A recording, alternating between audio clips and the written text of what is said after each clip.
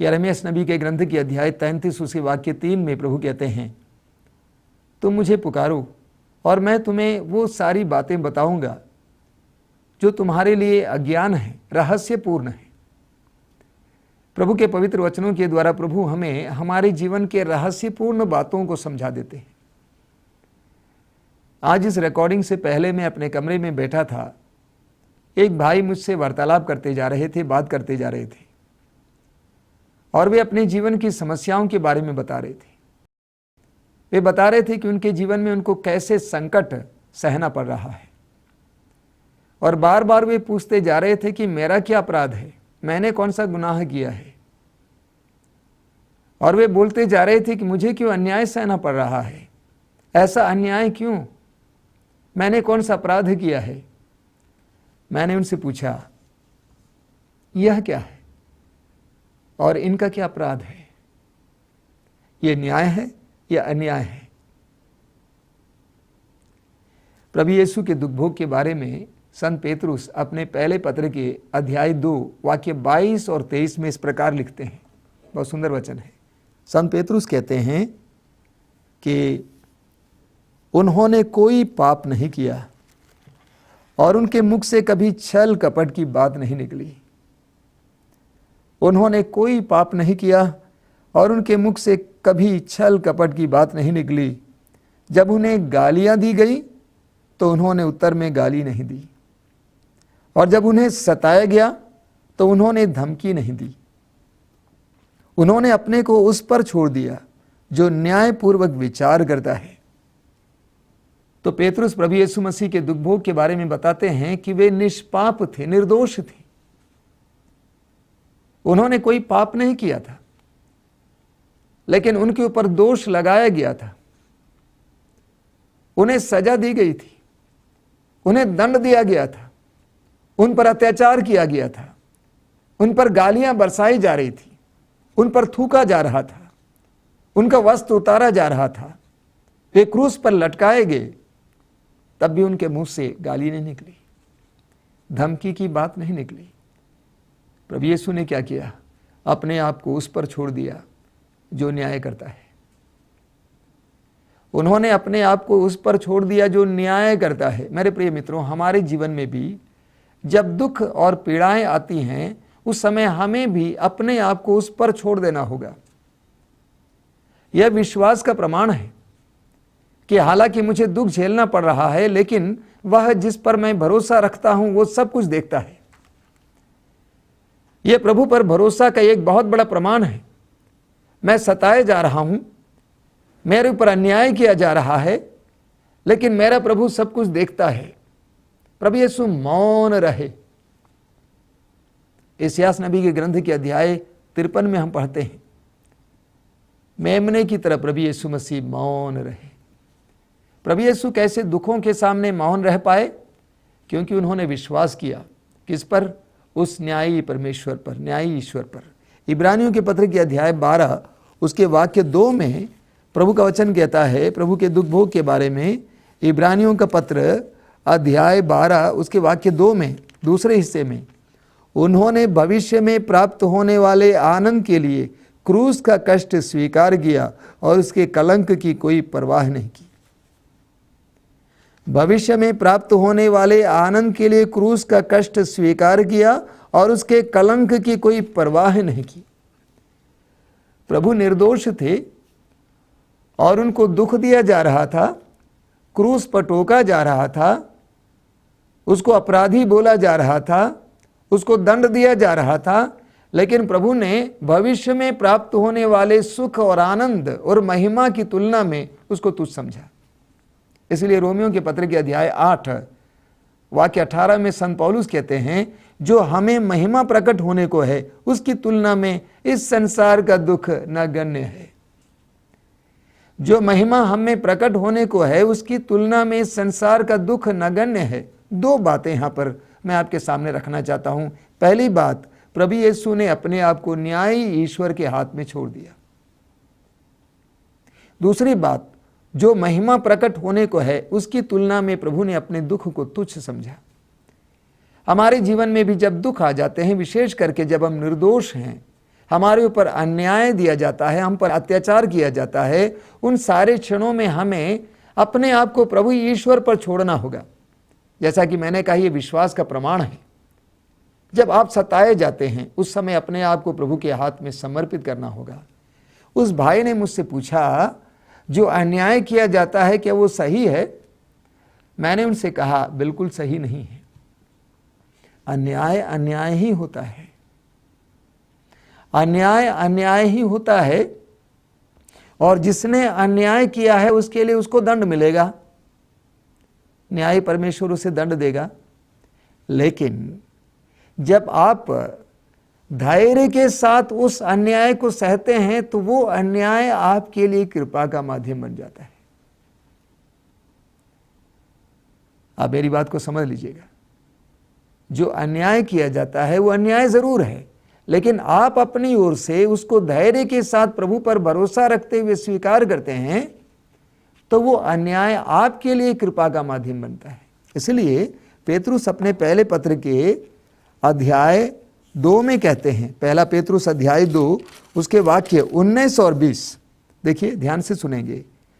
यदि कोई व्यक्ति धैर्य से दुख भोगता और अन्याय सहता है क्योंकि वो समझता है कि ईश्वर यही चाहता है, तो वो पुण्य का काम करता है। और एक बार मैं आपको पढ़कर सुनाना चाहता हूं। पेतरुस कहते हैं, यदि कोई व्यक्ति धैर्य से दुख सहता और अन्याय सहता है क्योंकि वो समझता है कि ईश्वर यही चाहता है, तो वो पुण्य का काम करता है। आगे वाक्य 20 में, यदि अच्छी तरह काम करने के बाद भी आपको दुख भोगना पड़ता है और आप धैर्य से उसे सहते हैं, तो यह ईश्वर की दृष्टि में पुण्य कर्म है। देखिए, इसको ना हम अन्याय कहते हैं, यानी आपने सब कुछ अच्छी तरह किया, इस पर भी आपके ऊपर अन्याय किया जाता है, आपको दुख दिया जाता है, ये वास्तव में अन्याय है। पेतरुस कहते हैं, अच्छी तरह काम करने के बाद भी आपको दुख सहना पड़ता है और आप इसको धैर्य से सहते हैं, तो ये पुण्य कर्म है। एक पति होने के नाते अपनी पत्नी के प्रति अपनी जिम्मेदारी निभाते हैं आप, और आपको उससे दुख मिलता है। एक पिता होने के नाते आपने अपने परिवार के लिए जितनी मेहनत करनी थी, परिश्रम करना था, आपने किया, इसके बावजूद आपको गालियां मिलती हैं और आप इसको धैर्य से सहते हैं, तो यह पुण्य कर्म होता है, संत पेतरुस कहते हैं। मेरे प्रिय मित्रों, हमारे जीवन में कई प्रकार के ऐसे दुख आएंगे जो हमें तोड़ने वाले हैं, लेकिन इन दुखों के द्वारा ईश्वर हमें चमकाना चाहता है। दुखों के द्वारा ईश्वर हमें चमकाना चाहता है, हमारी परख लेना चाहता है।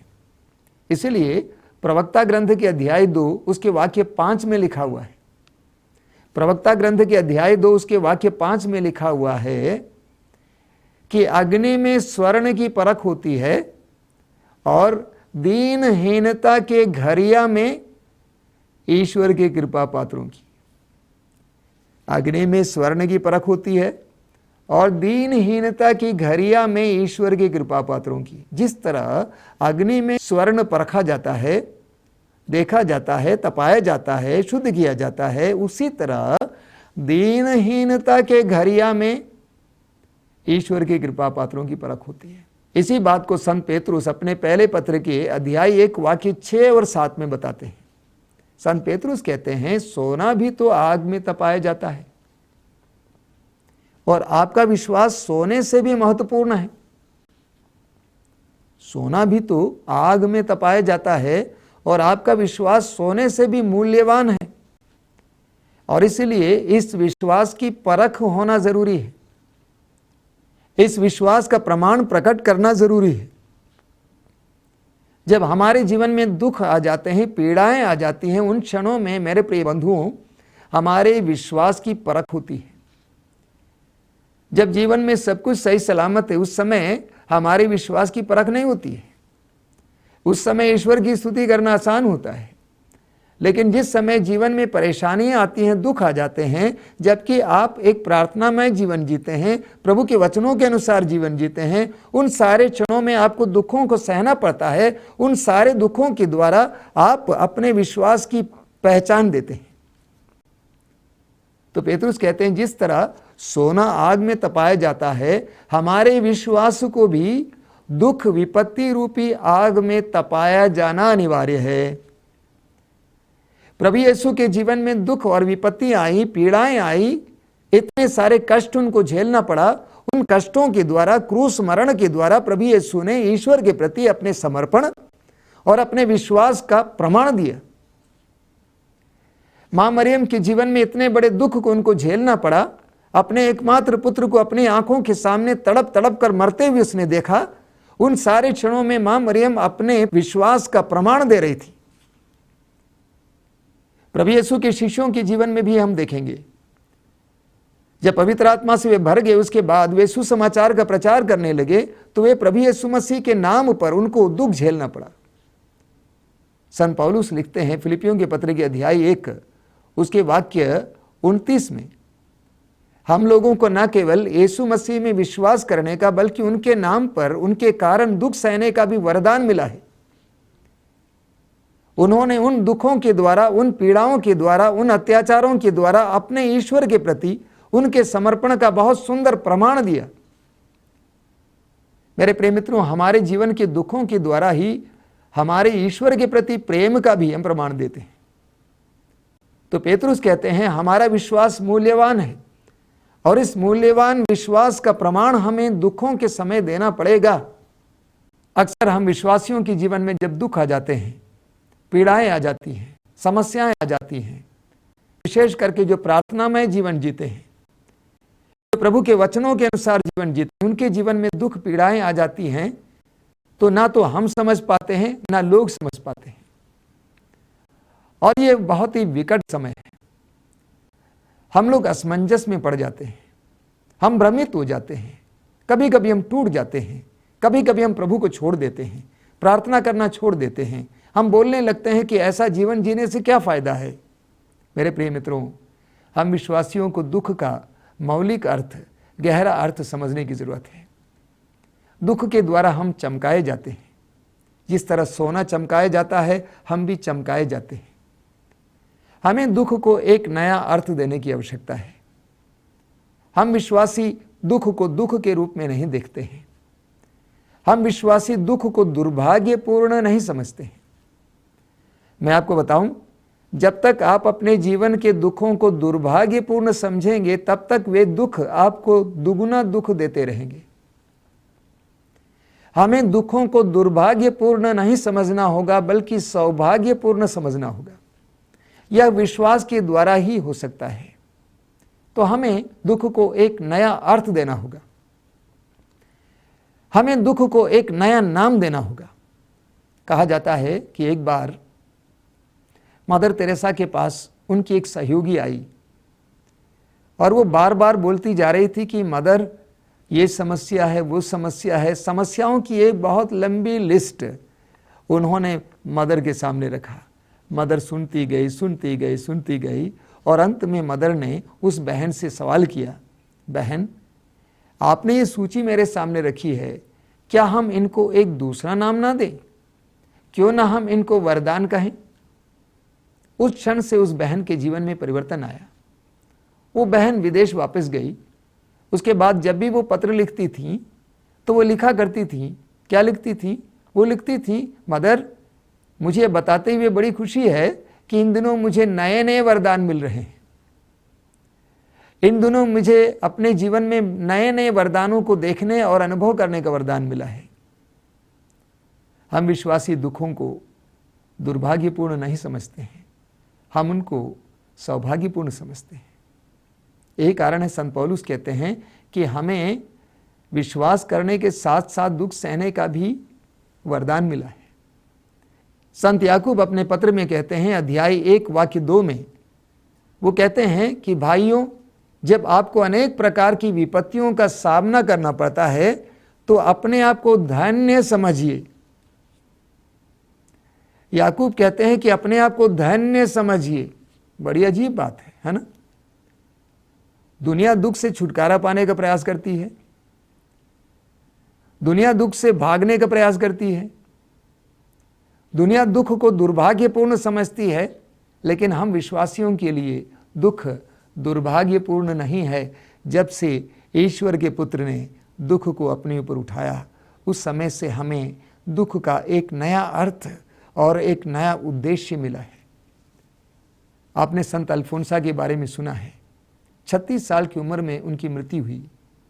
करीब 20 साल उन्होंने दुख सहा, लेकिन 20 साल के दुख ने अल्फोंसा को तोड़ा नहीं, वरन अल्फोंसा को संत बनाया।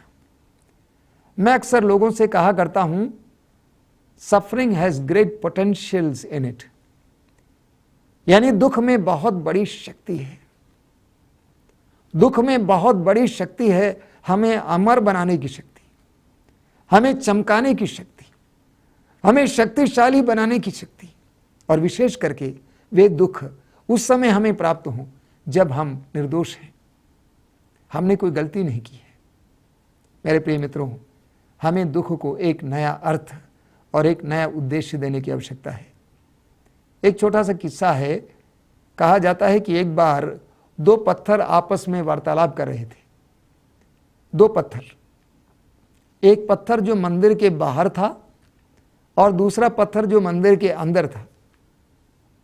मंदिर के अंदर कौन सा पत्थर था? मूर्ति।